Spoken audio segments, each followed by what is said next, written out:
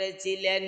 মানুষের মধ্য থেকেও কিছু ছিল সেনাবাহিনী, আবার জিনদের মধ্য থেকেও কিছু ছিল সেনাবাহিনী, আবার পক্ষীকুলের মধ্য থেকেও কিছু ছিল সেনাবাহিনী। রে দুনিয়ার মানুষ, নবী সুলাইমান আলাইহিস সালাতু ওয়াস সালাম তিনও বাহিনীকে তিনি উপস্থিত হওয়ার জন্য আহ্বান করলেন। এমত অবস্থায় মানুষের মধ্য থেকে সেনাবাহিনী তারা তাদের পজিশন নিয়ে নিলেন, আবার জিনদের মধ্য থেকে সেনাবাহিনী তারা তাদের পজিশন নিয়ে নিল, আবার পক্ষীকুলের মধ্য থেকে সেনাবাহিনী তারা তাদের পজিশন নিয়ে নিলেন। রে দুনিয়ার মানুষ, এবার সুলাইমান আলাইহিস সালাতু ওয়াস সালাম তিনি তার বাহিনী নিয়া তিনি যখন রওনা দিয়ে দিলেন, এমত অবস্থায় তিনি যাইতে যাইতে এমন এক দেশে তিনি গিয়ে আগমন করলেন, যেই দেশের মধ্যে কোনো মানুষ বসবাস করে না, যেই দেশের মধ্যে শুধু পিপিলিকার দেশে তিনি চলে গেলেন। পিপিলিকার দেশে তিনি যখন চলে গেল, এবার পিপিলিকার একজন লিডার, পিপিলিকার নেতা, এই পিপিলিকার নেতাটাও ছিল মহিলা, পিপিলিকার রানী। এবার পিপিলিকার রানী, পিপিলিকার সর্দার, পিপিলিকার নেতা এবার অন্যান্য পিপিলিকাদেরকে ডাক দিয়া বলেন, হাত্তা ইদা আতাও আলা ওয়াদিন নামলি ক্বালাত নামলাতু ইয়া আইয়ুহান নামলু দুখুলু ইয়া আইয়ুহান নামলু দুখুলু মাসাকিনাকুম লা ইয়াহতিমান্নাকুম সুলাইমান ওয়া জুনুদু লা ইয়াহতিমান্নাকুম সুলাইমান ওয়া জুনুদুহু ওয়া হুম লা ইয়াশউরুন। দুনিয়ার মানুষ, এবার পিপিলিকার রানী, পিপিলিকার সর্দারনি ডাক দিয়া বলেন, হে পিপিলিকার দলেরা, আমাদের দেশের মধ্যে নবী সুলাইমান তার বাহিনী নিয়া আগমন করেছে। তোমরা যদি রক্ষা পেতে চাও তাহলে প্রত্যেকেই তোমরা তোমাদের গৃহে প্রবেশ করো, তোমাদের গর্তের ভিতরে ঢুকে পড়ো, নতুবা নবী সুলাইমান তার সৈন্য বাহিনী নিয়া তোমাদেরকে অজ্ঞাত অবস্থায় তোমাদেরকে না দেখে পায়ের নিচে ফেলে দিয়া পিষে মেরে ফেলবে। এবং তোমরা যদি বাঁচতে চাও তাহলে তোমরা তোমাদের ঘরতে এবং তোমাদের গৃহে প্রবেশ করো। এই কথাটা মহান আল্লাহ নবী সুলাইমানকে প্রাণী সকলের কথাগুলি বুঝার মতো শক্তি দান করেছিলেন। এই পিপিলিকার কথাটা নবী সুলাইমান আলাইহিস সালাতু ওয়াস সালাম তিনি শুনে ফেললেন। তিনি শুইনা একটা মুস্কি হাসি দিলেন। এরা দুনিয়ার মানুষ, আমার আল্লাহ পরের আয়াতের মধ্যে বলেন, ফাতাবাসসামা দাহিকাম মিন কাউলিহা ওয়া ক্বালা রব্বি আউজি'নি আন আশকুরা নি'মাতাকাল্লাতী আন'আমতা আলাইয়া ওয়া আলা ওয়ালিদাইয়া ওয়া আন আ'মালা সালিহান তারদাহু আদখিলনি বিরহমাতিকা ফি ইবাদিকাস সালিহিন।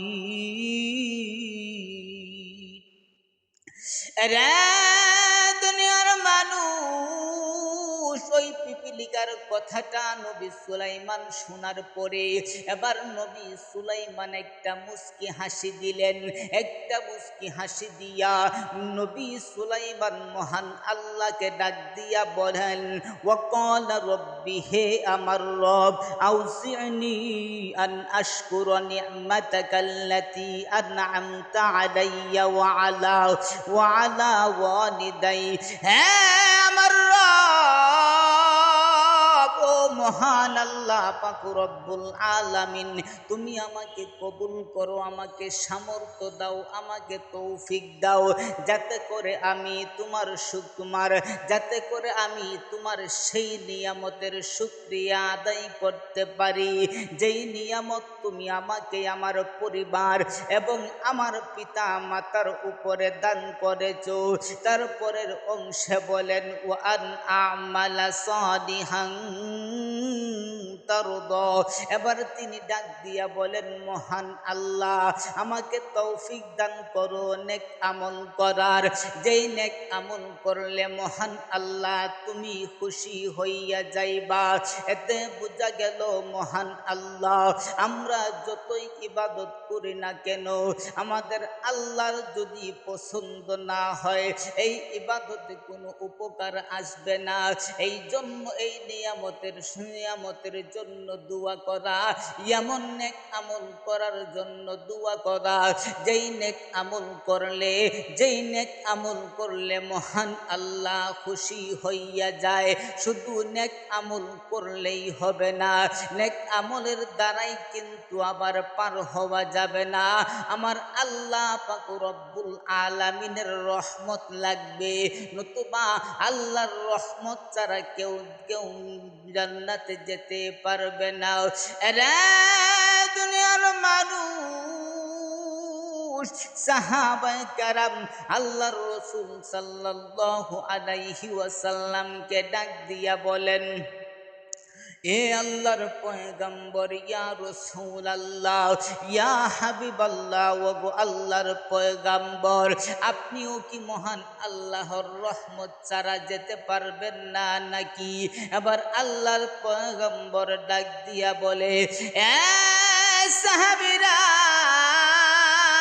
না না, আমি আল্লাহর রহমত ছাড়া যাইতে পারবো না, কিন্তু মহান আল্লাহর রহমত আমাকে এমন ভাবে ঘিরে রাখে, যেমন ভাবে একটা মানুষকে একটা মশারি ঘিরে রাখে, ঠিক তেমনি ভাবে মহান আল্লাহর রহমত আমাকে ঘিরে রাখে। সুবহানাল্লাহ।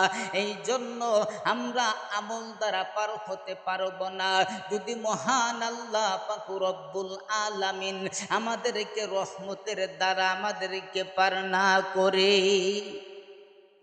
এরা দুনিয়ার মানুষ, বনি ইসরাইলের একজন আবেদ আলেম নয়, একজন আবেদ, তিনি 500 বছর পর্যন্ত ইবাদত করেছে, একটানা 5 বছর পর্যন্ত আল্লাহর ইবাদত করেছে।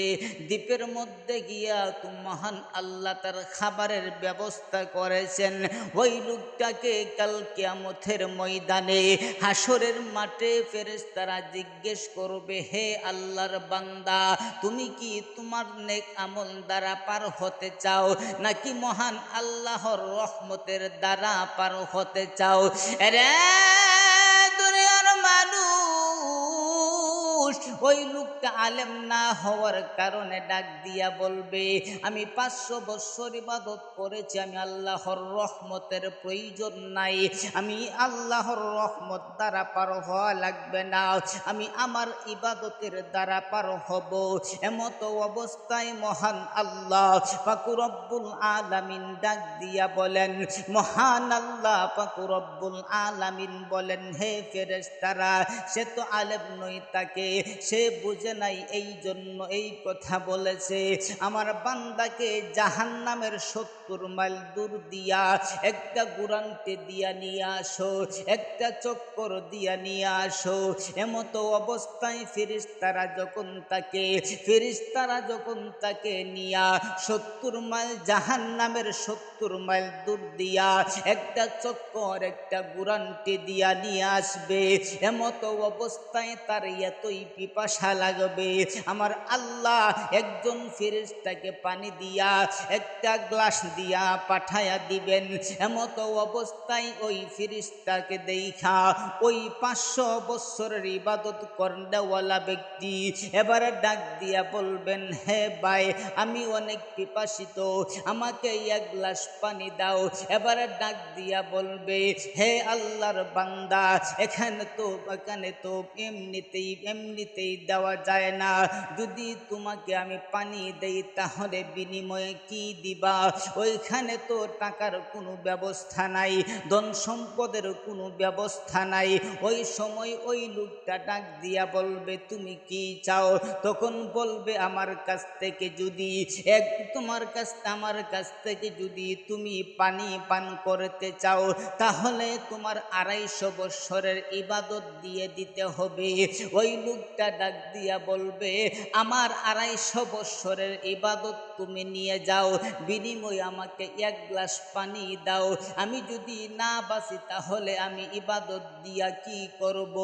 এবার 250 বৎসরের বিনিময়ে এবার তিনি যখন 1 গ্লাস পানি পান করবে, এমতো অবস্থায় তার পিপাসা নিবারণ হবে না, ডাক দিয়া বলবে আমাকে আরো 1 গ্লাস পানি দাও, বিনিময়ে 250 বৎসরের নেকি নিয়ে নাও। এমতো অবস্থায় 500 বৎসরের ইবাদত মাত্র 2 গ্লাস পানির মাধ্যমে সে দিয়ে দিবে।